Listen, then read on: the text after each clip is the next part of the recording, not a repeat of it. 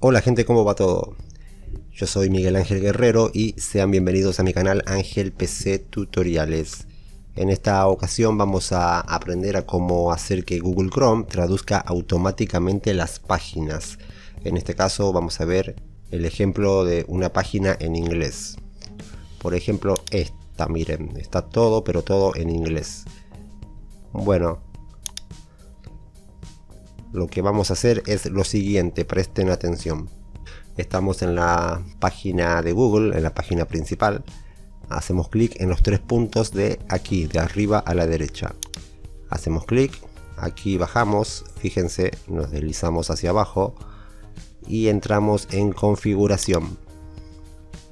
Una vez en la página de configuración, aquí en el menú de la izquierda, entramos en la opción idiomas. Desde ya quiero pedirles que se suscriban a mi canal, que compartan el video, que dejen un like, un comentario.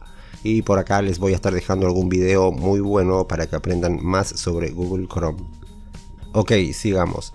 Ya estamos en la opción idiomas. Bajamos, fíjense, hasta llegar aquí. Traductor de Google. Fíjense, dice, usa el traductor de Google. Si esta opción está activada, el traductor de Google te ofrecerá traducir los sitios a tu idioma preferido. También puede traducir los sitios automáticamente.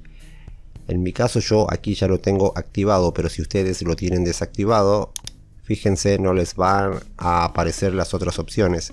Entonces activan aquí. Y ahí está. Ahora lo que haremos será, en esta opción traducir a este idioma, seleccionar obviamente nuestro idioma, el español. Sí o sí tiene que estar en español. Y aquí, esto es lo más importante, traducir estos idiomas automáticamente. Como pueden ver, aquí yo no tengo añadido ningún idioma. Ustedes tampoco. Entonces hacemos clic en añadir idiomas. Y aquí podemos elegir los idiomas que queramos. Si queremos que se traduzcan automáticamente páginas que están en inglés o en alemán o en coreano o en el idioma que sea, pues buscamos esos idiomas. En mi caso, y solo para el ejemplo, lo voy a hacer con el inglés. Aquí está el inglés, entonces marcamos esa casilla y pulsamos en añadir. Ahí está, espero que me hayan seguido mis pasos. Ahora vamos a comprobar. Fíjense, esta página es esta.